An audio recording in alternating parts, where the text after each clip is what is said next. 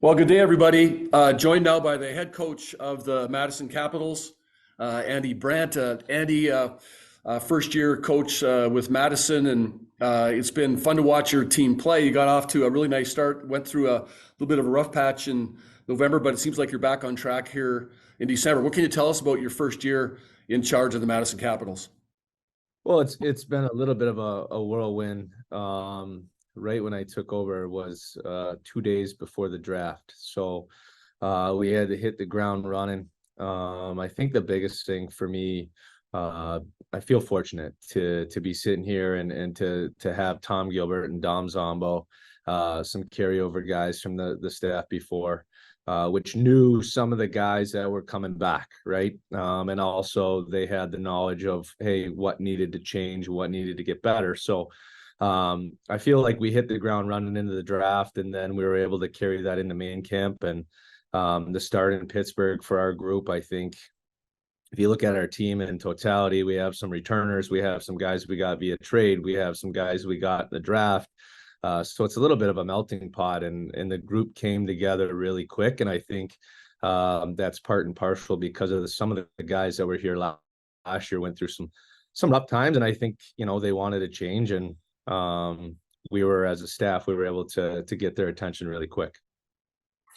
13-6-4-2 at the holiday break. We're not quite through the halfway point of the season, but some of the things that, if you take a look at your squad, which ranks fourth in the East and 4-2-1 in your last 7 games, Andy, Austin Bernovic, who enters this break, he's probably a guy that wants to see the season to keep on going, because he's been the hottest player in the league in December with 12 points in 5 games. What can you tell us about Austin Bernovic, who's tied for the league in scoring right now? Yeah, I think that sums it up. He's a goal scorer. He scores goals, and he scores big goals for us. And I think, I met with Austin just before he left, and he brought up a good point that, I don't know if I fully took into consideration as a coach. And that was, it just took him a little bit of time to get adjusted to a new role.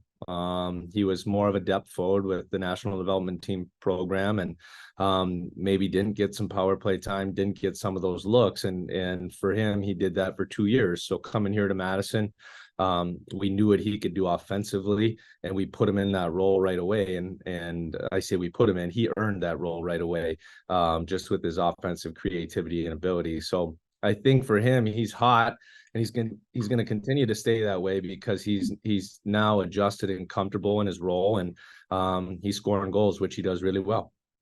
It's been amazing to watch him play, on how many opportunities he gets, really good grade A chances, and he finds a way to get behind defensemen and through the neutral zone. His teammates must look for him, obviously, and you don't see him miss if he gets those kind of opportunities, particularly when he's going in on a breakaway. Yeah, I think that's one of those things. I think the more you're around Austin, you start to realize his brain and his hockey IQ. Like, he's a really cerebral player. He understands the game really, really well. And I think that's how he's able to generate scoring chances on a consistent basis. And you talk about getting in behind the defenseman. That's just anticipation. That's reading the play. And like I said, he does that extremely well. One of the things also, I don't want to necessarily get away from talking about the team offensively, but the job your squad has done defensively, Andy, this year. You ranked third in goals against average. You've got some veteran players along the blue line, and your goaltending's been solid.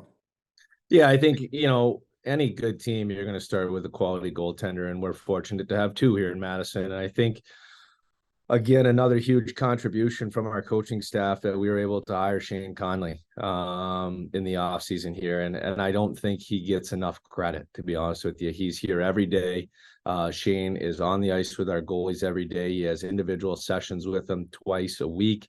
And I just think that relationship, having a goalie coach on the ice daily to form and continue the relationship and talk goalie language has been a huge, huge asset for us as a coaching staff. And, you talk about our blue line, we've been able to defend. And I think, again, you talk Tom Gilbert and his language and what he brings to the table with his resume, which obviously speaks for itself.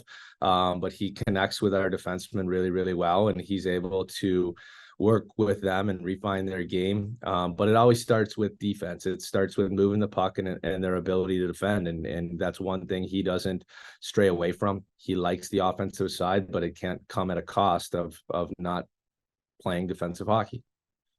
A couple of names to throw out there. Will Felicio obviously had an outstanding first year in the league last year. He's continued that this year, but Jack Henry and Ethan Elias, a couple other guys, I think that when people watch your team play would say, along with some of the other group you have back there, are really playing well for you. Yeah, I think those three guys, if you break it down, he's an offensive talent.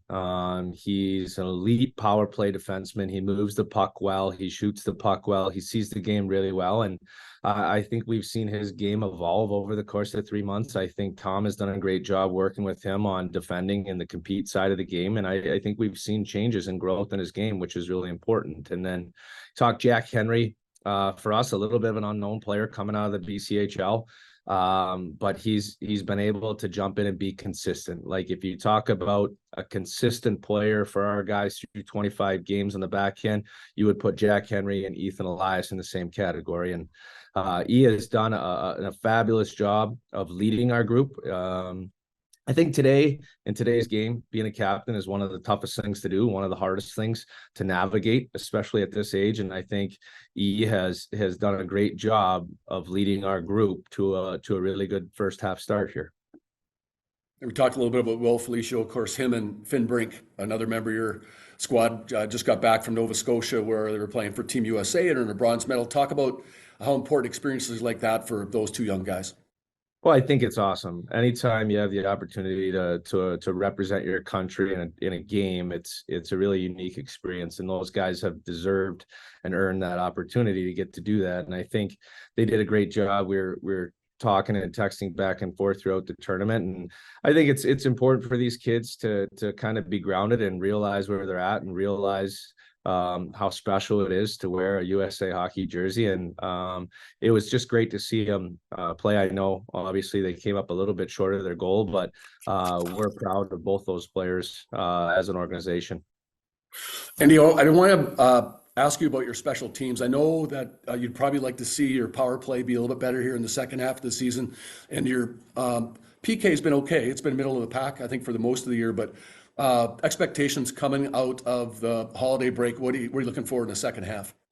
Well, that special teams has to play a part in every game. I think if you look at our PK number in particular, our PKers have done a good job, but as we alluded to earlier, our goaltending has been outstanding for our group. And that'll obviously help your penalty kills. So power play wise, we're still working through it. I think that's the exciting part as a coach is, you said we have, 13 wins up to this point, and our power play hasn't really gotten to the point where we want it yet. So the offensive ability of our team, you talk about Kuzma and Bernovic and Rulers and some of those guys that have offensive creativity and ability. Now it's just about merging it together. And I think we've done a decent job of teaching, and our guys have been really good in absorbing stuff. So just like anything, we want our team playing the right hockey at the right time. And that's obviously the second half here. And we do have expectations to get that power play number a little bit higher here the second half.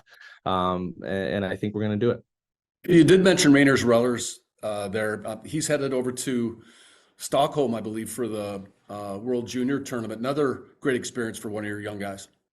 Yeah, Rainers he was on the team last year, so he gets to go back and have one more crack at it with Team Latvia. And he's been an absolute pleasure to coach. Like he's a great kid. He's a 200-foot centerman that skates really well. And we just talked about before he left, just enjoying his last year. And then he actually brought it up. He's a mature kid, just really talked about, hey, I'm going to go over and really enjoy this experience because I don't know if I'm going to be able to put my country's jersey on ever again. So just for a young man to say something like that, you kind of take a step back and realize how mature he is for his age. So we're looking forward to watching him and obviously wish him the best. And yeah, you're a Wisconsin native. I did want to ask you about your coaching career. You played at Wisconsin and then had a pro career before getting into coaching and the ECHL. You were both a coach and a GM. and you've worked at all the levels, including a stint with Tim Coughlin at he's at St. Norbert, I believe, and then you're at the University of Wisconsin. But this is your first foray into coaching junior hockey. How's your talk about that part of your? I'm just curious about that part of your experiences as a longtime guy involved in hockey.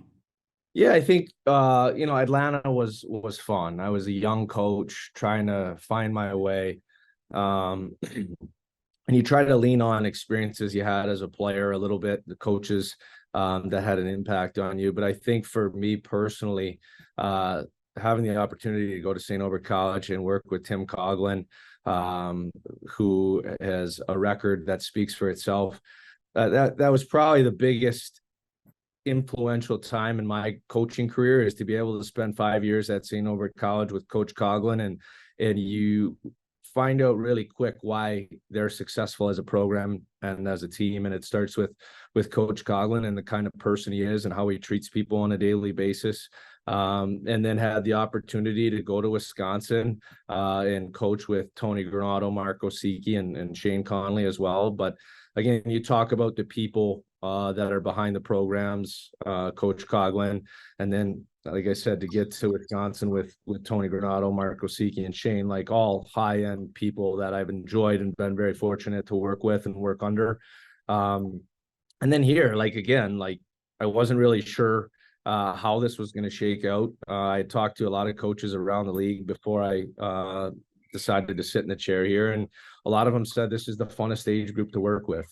You get to develop these young men, you get to work with them on their game, you get to critique them, and it's an influential time in their career, right? You're talking about guys that are draft eligible or committed to Division I schools. Like, it's a really unique time in their career to be able to work with them and hopefully have a small impact on where they're going next.